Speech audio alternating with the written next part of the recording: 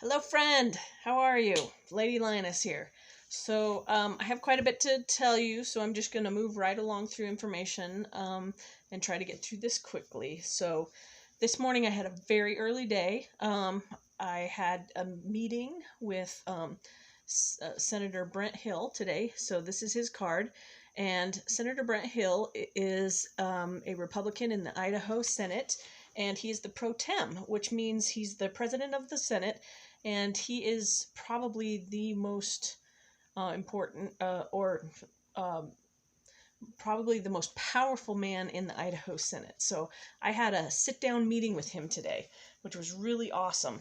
And we talked about some things, and I introduced myself to him and told him a little about myself, and we got to know each other a little bit, and then I had to make some big asks from him today about some of the bills that I am opposing and my friends are opposing. So it had become so. The bills that I've been talking about in this series are HB 500, which is a anti-transgender sports bill, which would bar transgender women and girls from women's sports in Idaho. And I don't like that at all. I think that transgender women are women and they should be able to play on women's teams. So I talked with him about that, and I made some points that he seemed to think were good points. And also for HB 509, which is also an anti-transgender bill, which would ban transgender people altogether from changing the gender marker on their birth certificate to match their true gender identity. So I talked with him about both of those issues, and he seemed to like my point. So he said, okay, what do you want from me?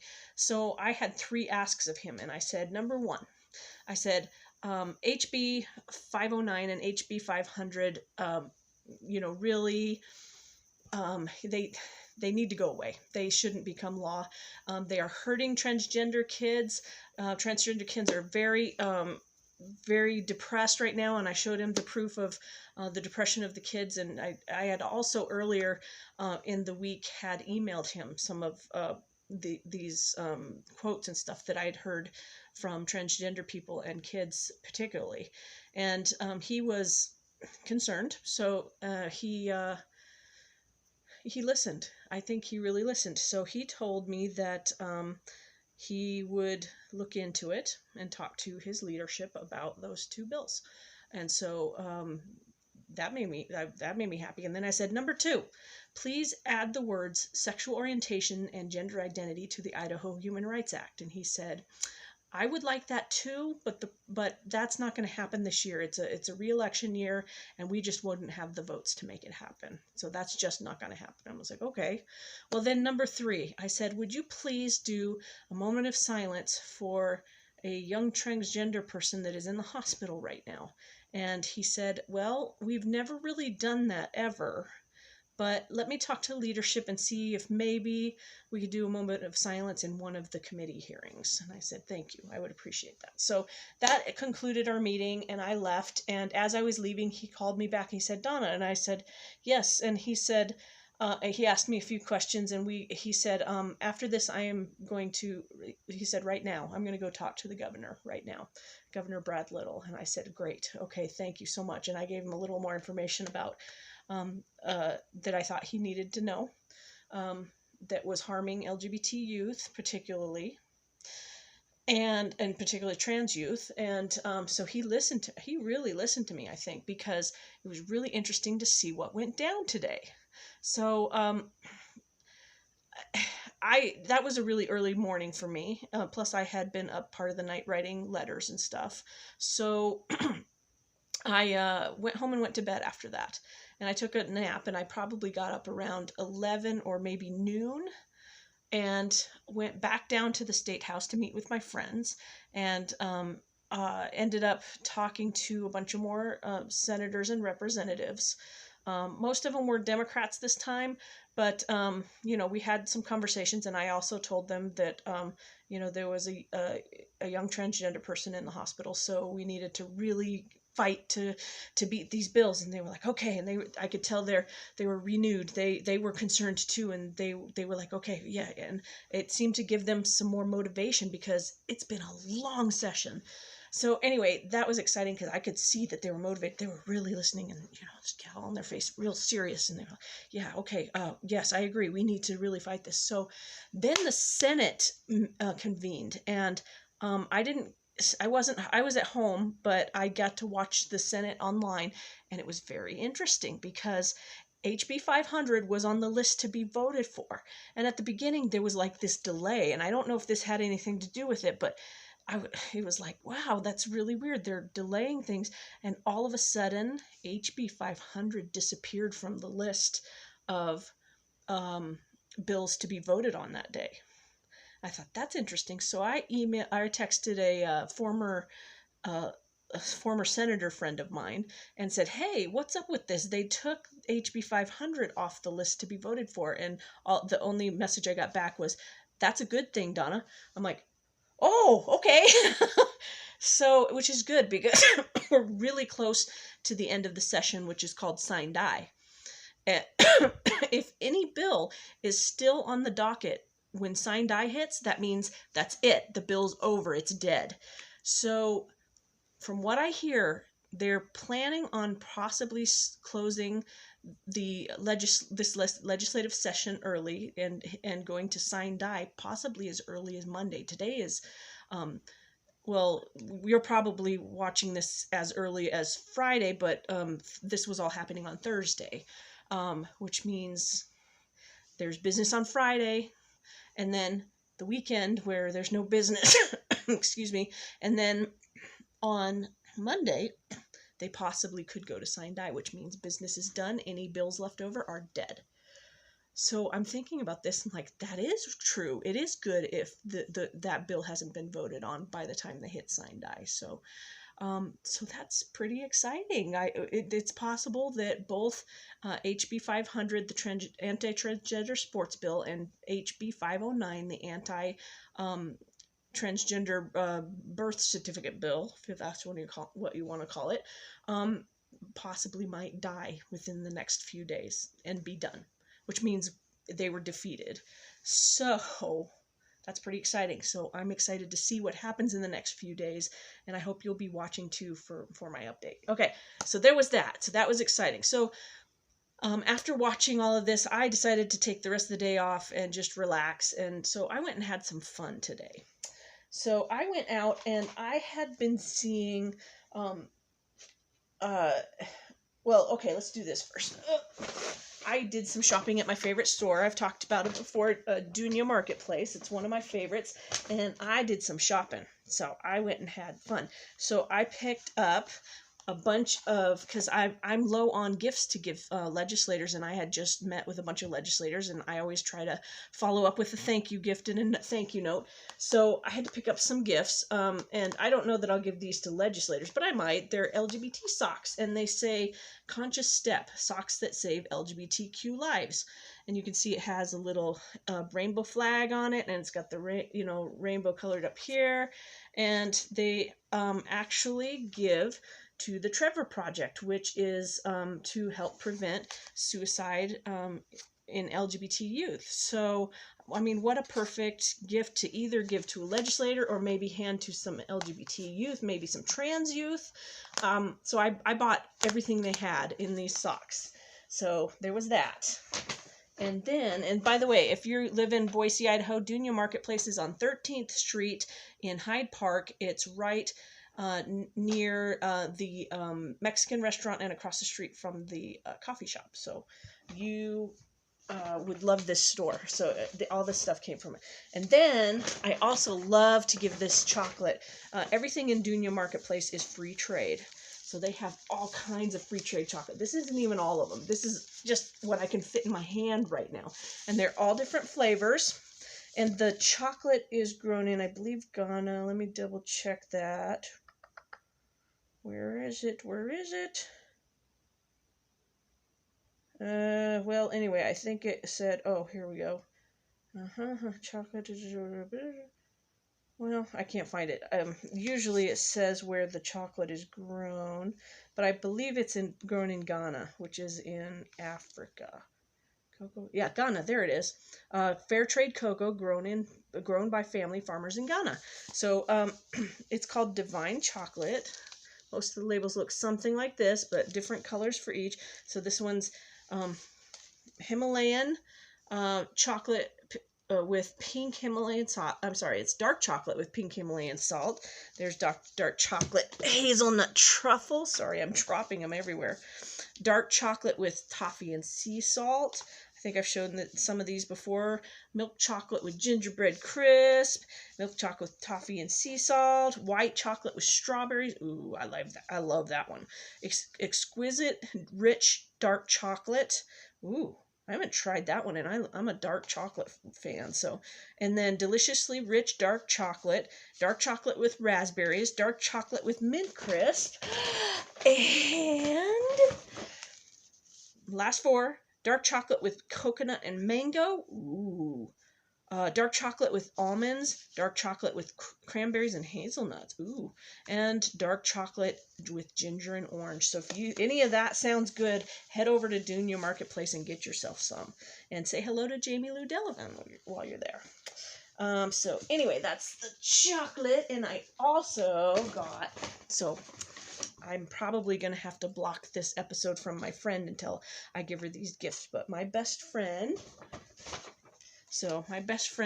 loves owls. So this owl, okay. So this owl, start with this one, was made in, let's see here, where if we can say it was made in, okay, so the wood carving collection by Green Jute represents items carved from cadum, sheum, and mango wood. Animal figurines often carved with a single block of wood. The instruments enjoyed by the woodcarvers include saw, plane, mallet, hone, or fine-grained hard stone. Anyway, so this one is made, I know I saw it when I looked at it. I really gotta, India. So this one's made in India, and if you look closely inside, there's another little owl inside. So I don't know how they do this. If it's one block of wood, how do they do that? Because there's these holes in there, but there's another little owl in there. Anyway, so I have to now block my best friend from watching this because I don't want her to know that I have. I mean, she knows I have something for her, but she doesn't know what, and I don't want her to see it. Anyway, then there's these cute little baskets inside. So it says mini tagua critters, and tagua is a nut that looks like this. So this is a tagua nut. That's what they look like before they're carved. And when you carve them, they have this white insides like this, and they carve little animals out of them. And so my friend really loves owls. So Joni is my best friend, and Joni is going to get a carved tagua nut owl, and these are from Ecuador. So the tagua nuts are from Ecuador, and these carved things are from India. Beautiful. They have more at the store. Go check it out. They're lovely and just cool character. I wish you could see the owl inside a little better, but go check it out for yourself. So that's Dunya Marketplace on 13th Street in Hyde Park. Go check it out. It's awesome. Okay. Now, so that was the first part of my shopping trip. And then I went out and got some lunch. And then I wasn't quite ready to go home yet, so I thought, hey, okay, one of my hobbies, you're going to love this, is to create my friends out of Lego people. And so I had originally bought out the Dollar Tree here nearby out of their little mock Lego people, and I had made some of my friends out of those. Let me see if I can show you an example. Oh, I don't have them all here. Okay, I've got one here I can show you from the Dollar Tree version of Lego, and that's this guy. And this um, is my version of my dad, who passed away in 2015. His name is Bill. So this is Bill, and he's got his little baseball cap. My dad used to wear a blue baseball cap, so he's got his baseball cap, and he's got a wrench, because he was like Mr. Fix-It, and a shovel. He was always doing stuff with tools. So this one is my dad, and you can see his glasses there and everything. Anyway, so that's Bill Harwood right there. Someone, oh, my best friend Joni just texted me. Anyway, sorry, little distraction. Um, so anyway, that's my dad. And also, so anyway, so I've been making my friends, and I've like made my mom and Joni, my best friend, and some other people, but there's only so much you can do with the Dollar Tree ones, because they're the same one over and over again. There's just really not much you can do. You can't always find all the pieces you need. So I decided to check out this little Lego figurine store, which you can build your own Lego people. You can take all the parts. They have these bins full of let's see, the place is called, let's see, I've got the card right here if I can reach it without knocking over the camera. Here we go. So there's their card. It's called Bricks and Minifigs, and really cool store. And I got to meet the owner and everything, and hear a little bit about her story. And it was so interesting. I may interview her on a future show. So be watching for that. But anyway, so I went because there were certain pieces I couldn't find, and I particularly needed someone with pink hair, because I was building my assistant Mars, and this is what I came up with. So Mars has pink hair, and although this is not Mars's style of hair, but it was the only pink hair I could find, so it's just gonna have to be good enough.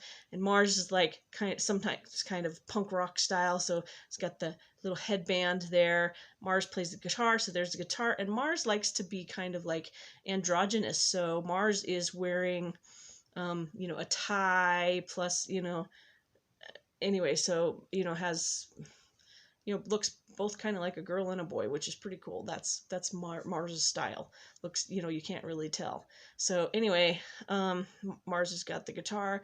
Now I don't think Mars has an electric guitar. I've never actually heard Mars play, but anyway, that's little Mars. There's another message. Oh, there, my best friend's still messaging me again. Anyway, so then so that's Mars.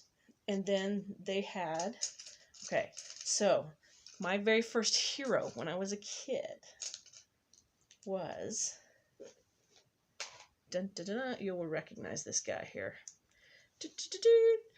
Hi-oh, Silver, away! So there's the Lone Ranger, okay?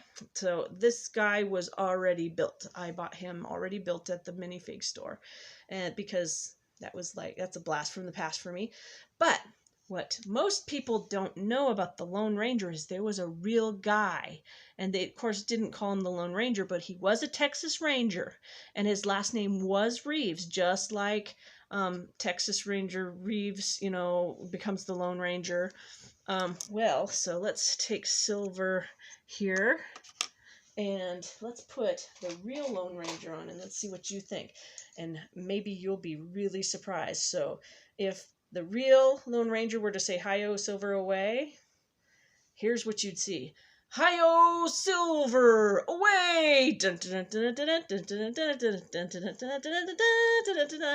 That would be the real Lone Ranger. His name was Bass Reeves, and my Black History cards show him right here in the first Black Cowboys.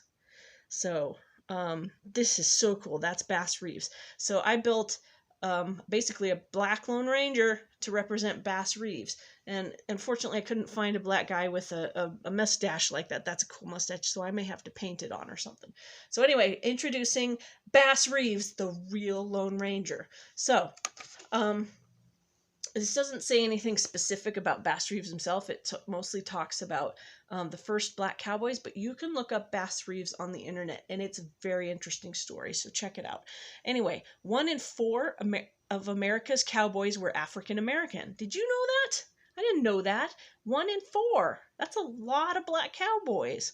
Many of the slaves in the 17th and 18th century were familiar with herding cattle from their homelands in West Africa. Federation of Black Cowboys maintained the legacies of black cowboys in America. Hollywood gave little attention to black cowboys who made their mark in Western history. That's true. How many black cowboys have you seen on TV?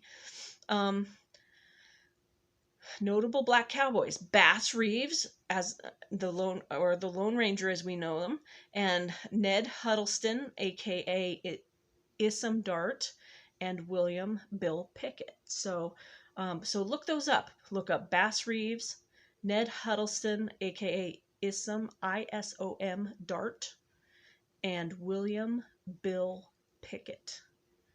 Very interesting. 1 in 4. That means a fourth of the cowboys were black. Wow, what a misrepresentation that we've done in Hollywood, huh? So anyway, that's your black history lesson for the day. And I think I'm going to frame this in one of my frames because I love the Lone Ranger, and I think I like the real Lone Ranger even better. And I want to read. I'm pretty sure there's a book out there somewhere about the real Lone Ranger Bass Reeves, and I'm going to read that at some point. So anyway, so that's that. How far are we? Oh, wow. Okay, you know what? I'm going to stop there because that's already a really long episode, and I'll continue on from there later. So I hope you had a great day. It was a pretty darn good day for me. So anyway, this is Lady Linus and Friends signing off. See you next time.